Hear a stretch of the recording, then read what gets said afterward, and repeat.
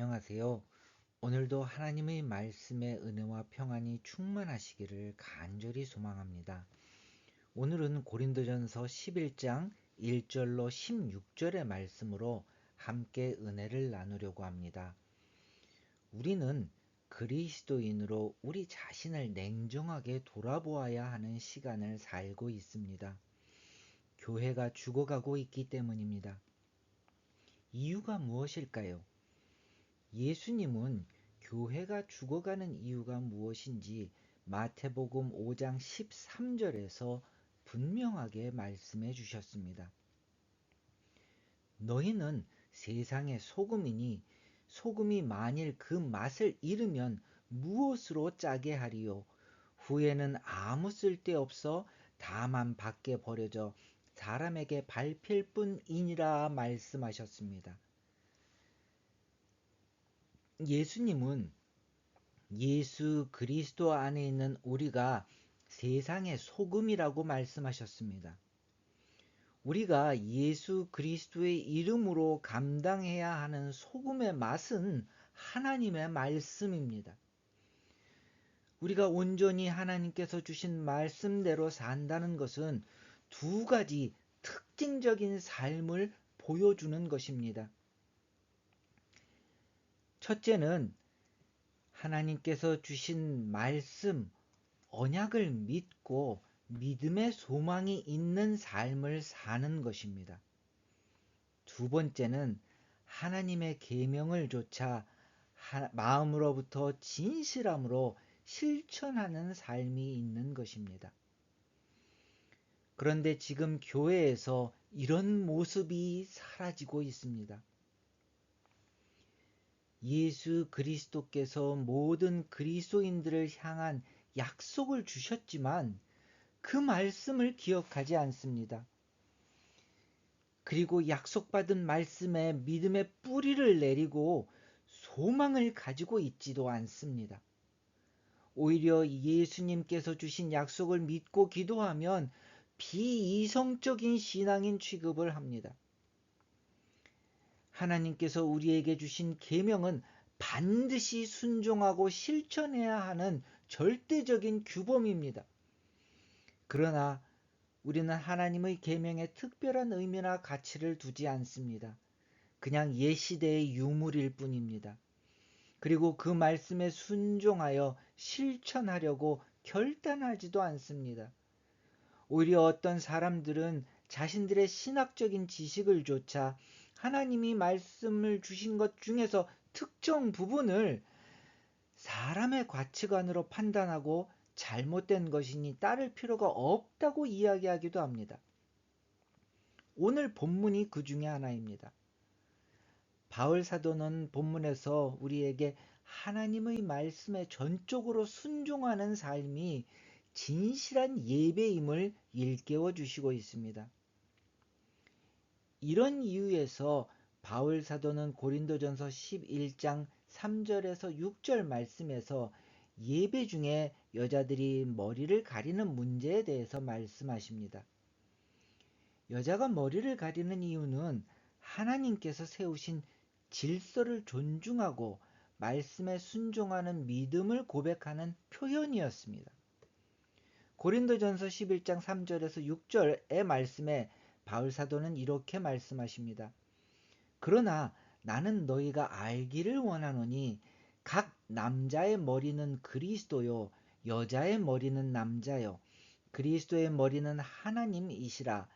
무릇 남자로서 머리에 무엇을 쓰고 기도나 예언을 하는 자는 그 머리를 욕되게 하는 것이요 무릇 여자로서 머리에 쓴 것을 벗고 기도나 예언을 하는 자는 그 머리를 욕되게 하는 것이니 이는 머리를 민 것과 다름 없음이라. 만일 여자가 머리를 가리지 않고 깎을 것이요 만일 깎거나 미는 것이 여자에게 부끄러움이 되거든 가릴지니라 말씀하였습니다. 그런데 이 본문은 자유주의 신학자들에게는 여성을 차별하는 대표적인 본문 중 하나로 받아들여지고 있습니다. 남성 본위의 가부장적인 문화의 산물이 오늘 본문이라는 것입니다. 그리고 성경에는 여성을 차별하는 가부장적인 문화 요소들이 많이 있다고 이야기합니다.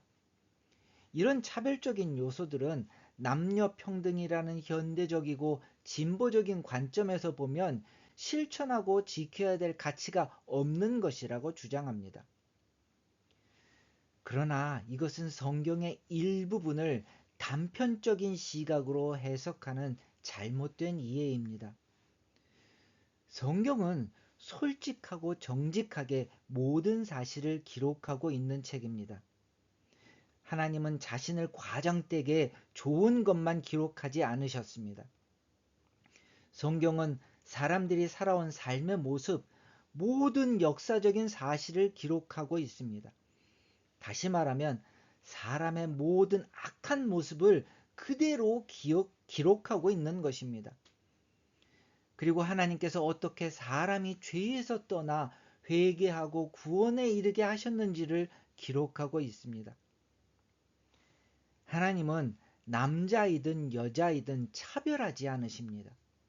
그리고 남자이든 여자이든 어떤 이유로든 사람이 사람을 차별하지 못하게 하셨습니다. 남자와 여자가 서로를 동등하고 존귀하게 존중하고 사랑하게 하셨습니다. 그래서 바울 사도는 에베소서 5장 22절에서 25절 말씀에 이렇게 말씀하십니다. 아내들이여 자기 남편에게 복종하기를 주께 하듯 하라. 이는 남편이 아내의 머리됨이 그리스도께서 교회의 머리됨과 같음이니 그가 바로 몸의 구주시니라. 그러므로 교회가 그리스도에게 하듯 아내들도 범사에 자기 남편에게 복종할지니라.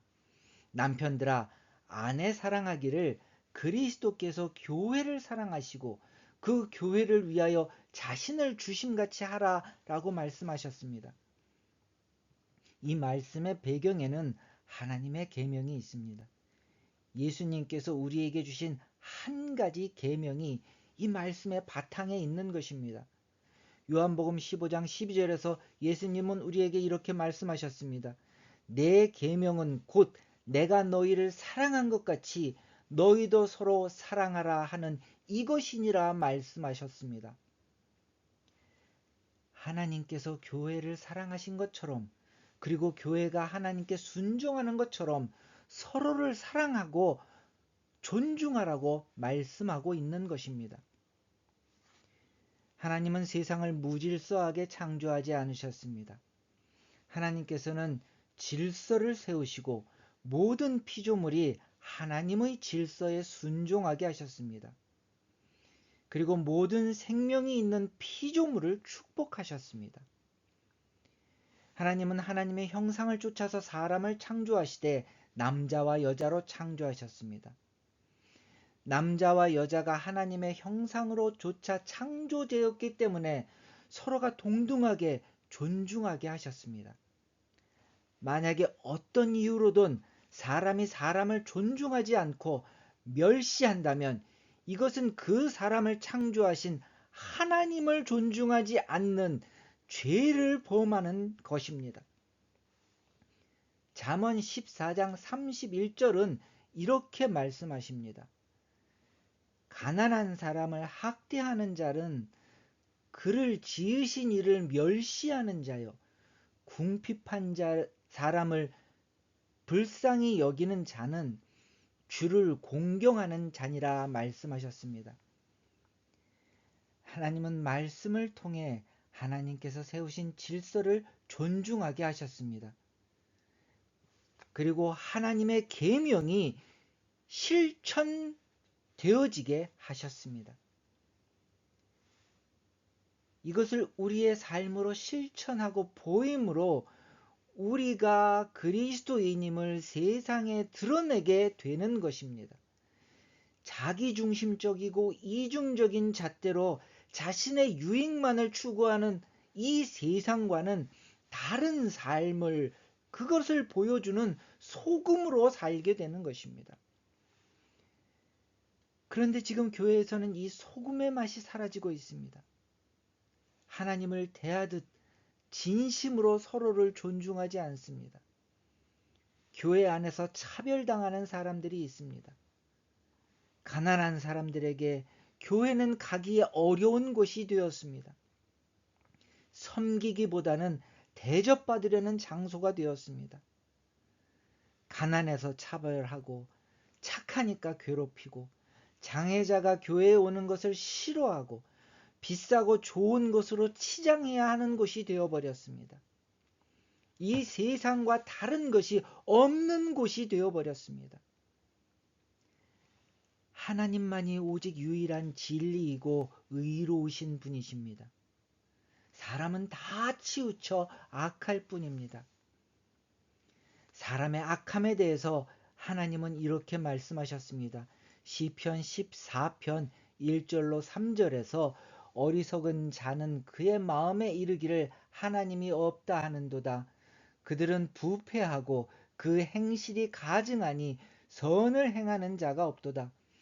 하나님께서 하늘에서 인생을 굽어 살피사 지각이 있어 하나님을 찾는 자가 있는가 보려 하신즉 다 치우쳐 함께 더러운 자가 되고 선을 행하는 자가 없으니 하나도 없도다 말씀하셨습니다. 사랑하는 형제자매 여러분, 우리는 하나님의 성전입니다. 성령께서 우리와 늘 함께 하십니다. 그리고 예수 그리스도께서는 그의 피로 우리의 마음판에 새 계명을 새기셨습니다. 우리가 교회에서 주일에 드리는 예배, 그건 많이 예배가 아닙니다. 우리의 매일매일의 삶이 하나님께 드리는 살아있는 예배인 것입니다. 예수 그리스도께서 우리의 마음판에 새기신 그 계명을 쫓아 사는 삶, 하나님께서 세우신 질서를 존중하며 정말 우리의 이웃들을 존중하고 귀하게 여기고 사랑하는 삶, 그것이 바로 예배고 하나님의 성전인 것입니다. 우리의 매일매일의 삶이 하나님께 드리는 삶으로 사라지기를 정말 간절히 소망합니다.